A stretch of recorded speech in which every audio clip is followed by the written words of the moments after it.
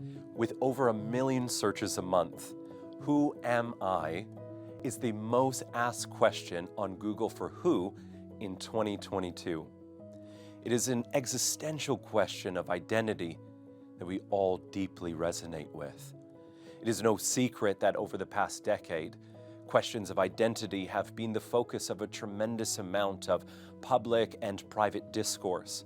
Everything from gender identity to sexual identity to identity politics to race and ethnicity to quietly Googling "who am I" at home. And as I reflect on this most pertinent and perennial question, I find myself wondering not only who am I, but who am I meant to be? Over the past weeks, we've been discussing the identity of main characters and overlooked characters who orbit the first Christmas story. The common thread: who they were in the beginning did not determine who they would become or who they were meant to be. If Mary was asked, "Who am I?" her response would have been an ordinary teenager. But everything changed when she was invited to be a part of God's extraordinary story. If Joseph was asked, "Who am I?" his response would have been a soon-to-be husband and one who wrestled with truth and trust like so many of us in the modern age. But everything changed when he was invited to be the custodian of heaven on earth. If Elizabeth and Zachariah were asked, their response would have been the married couple called to bear the weight of waiting in hope unfulfilled, until they became monuments of fulfilled hope. The identity of the shepherds overlooked, underestimated, until heaven chose them to be investigators of God's truth and then its heralds. The Magi who have been considered as outsiders, only to be embraced as ones who belong.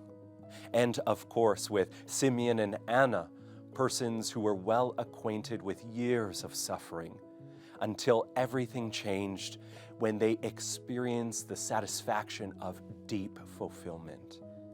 Whether we feel that our identity is one of the ordinary, the wrestler, the waiter, the overlooked, the outsider, or the sufferer, we can all find our place within the Christmas story.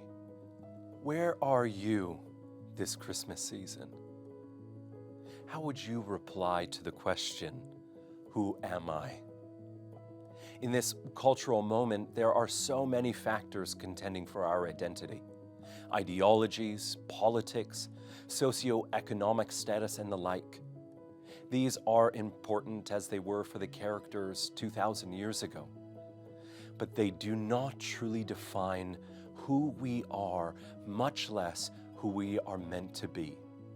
Who you are meant to be, is one who is the recipient of the sacred gift of love given that first Christmas. It is for you, beloved, that the heavens were rent asunder. It is for you, beloved, that Jesus Christ came down. That night, that holy night, oh holy night, the stars are brightly shining. It is the night of our dear Savior's birth, till he appeared and the soul felt its worth. This Christmas, our soul feels its true worth as the aim of God's love. For God so loved that God sent his Son, Jesus. So who are you? Cherished, valued, and loved by God. At the inn of your heart, God stands. Is there room for him?